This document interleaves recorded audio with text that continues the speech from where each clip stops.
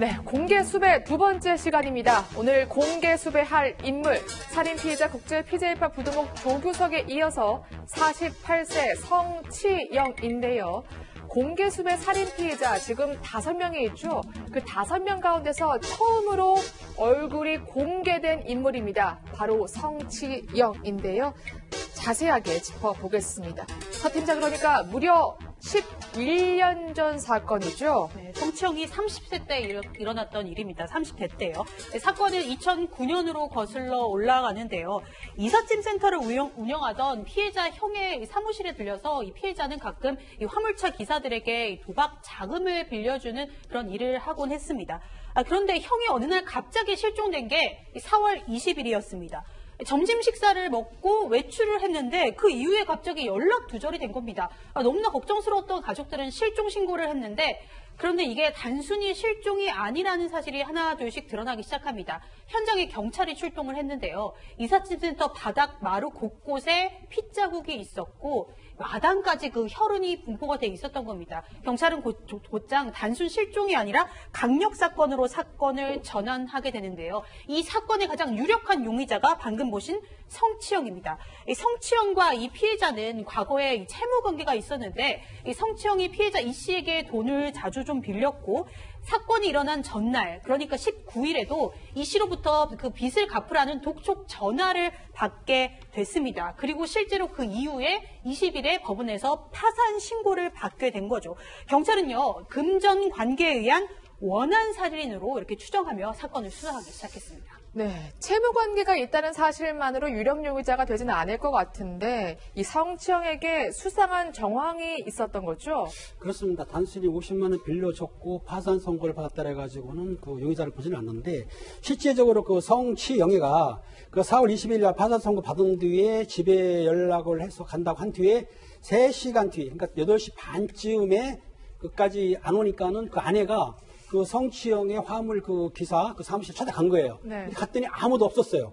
그래서 집에 와서 기다리는데 9시 반쯤에 성치영이가 머리부터 이제 옷에 이렇게 물 흠뻑 젖은 거 하고 그 다음에 온몸에 흑투성이에요, 옷에. 그리고 오른손 손등에 상처가 있는 상태에서 집으로 온 거예요. 네. 물어보니까는 왜 싸웠냐 물어봤더니 하는 말이 넘어졌다 이런 말 했어요. 그리고 나서 본인이 이제 잠깐 집에 있다가 씻은 다음에 새벽 2시 반쯤에 그 아내가 모르는 차, 낯선 흰색 승용차를 타고 나간 거예요. 네. 나갔다가 1시간 뒤에 귀가를 하고 정말 잤는데 나중에 경찰 조사 때 물어봤더니 그 아내는 성치영이가 흰색 차를 타고 나갔다 왔다고 했는데 성치영이는 거짓말한 거예요. 무슨 말이냐? 아니다. 간 적이 없다. 나는 주변에서 맥주를 먹고 있었다. 이렇게 말이 틀린 거예요. 그렇다고 한다면 아내가 말한 거하고 그 다음에 성치영이가 말한 거에 서로가 말이 진실이 틀린 거죠. 네. 진실이 틀리기 때문에 가장 유력한 용의자로 봤는데 단지 명확한 증거가 없을 뿐이죠.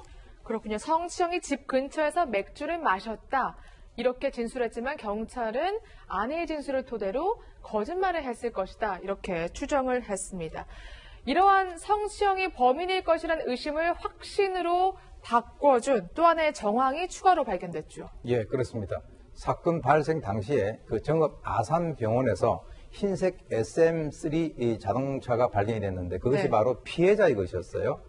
자, 그리고 이제 그 피해자의 것이었는데 확인을 해보니까 원래 피해자의 그 차량 번호판을 띄우고 네. 다른 번호판으로 교체가 돼 있었고 또 안쪽에 이제 그 감식을 해보니까 그 피의자의 지문이 나왔다는 거죠. 그것이 가장 결정적입니다. 네. 그러니까 피의자가 어쨌건 그 안에 있는 차량에 탑승을 했었다라고 하는 것인데 그래서 이제 경찰은 이 화물차 기사가 피해자하고 다투다 혹시 살해한 것이 아닌가. 그리고 이제 아까 말씀하셨습니다만 그 피의자의 아내가 낯선 흰색 그 승용차를 타고 나갔다라고 하는 그 차량이 바로 색깔이라든가 차종이라든가 이런 것이 일치한다라고 하는 것이죠. 그래서 도주 경로를 들키지 않기 위해서 이 피해자의 차량의 그 번호판을 교체를 한 것으로 경찰은 판단을 하고요. 의심이 매우 깊어지는 그런 어떤 그 정황이라고 하겠습니다. 네, 이렇게 경찰은 성치영에 대해서 아주 크게 의심을 하지만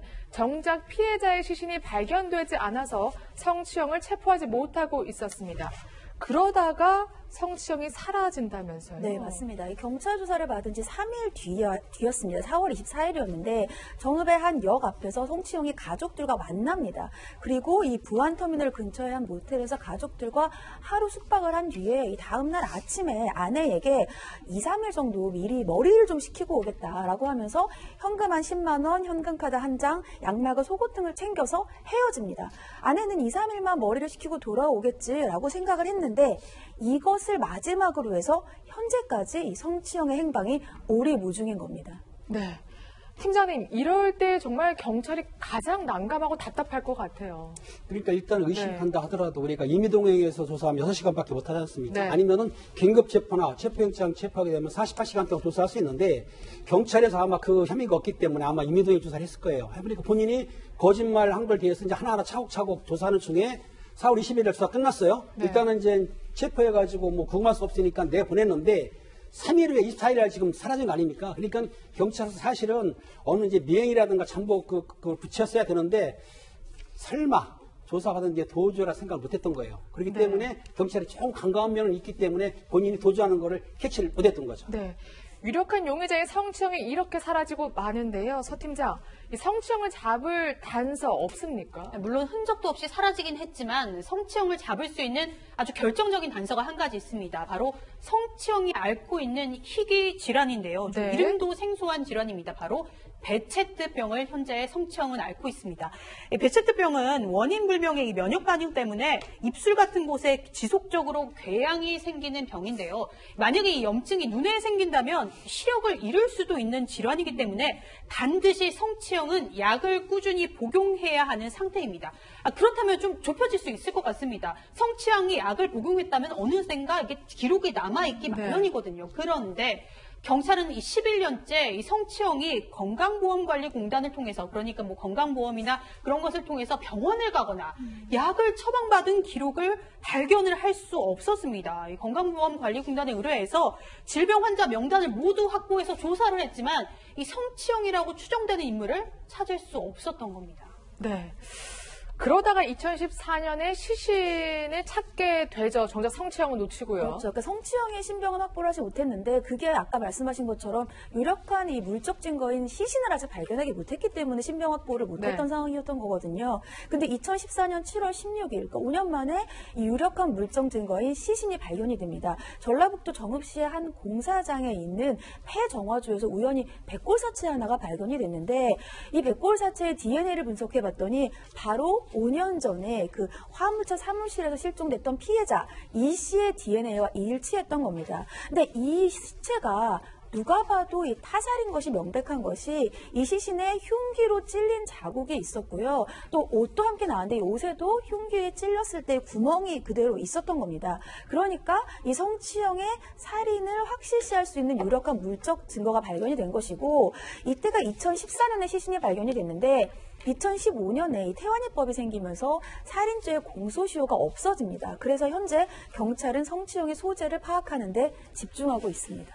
네, 이제 시신도 발견됐으니까 성추행만 잡으면 될 것 같은데 아까 서 팀장이 설명한 베체트병도 하나의 단서가 될 수 있을 것 같고요. 하지만 정말 흔적이 없는 게 문제인 것 같습니다. 네, 11년 동안 이제 오리무중이기 때문에 이제 경찰에서는 세 가지 가능성에 대해서 지금 생각을 하고 있습니다.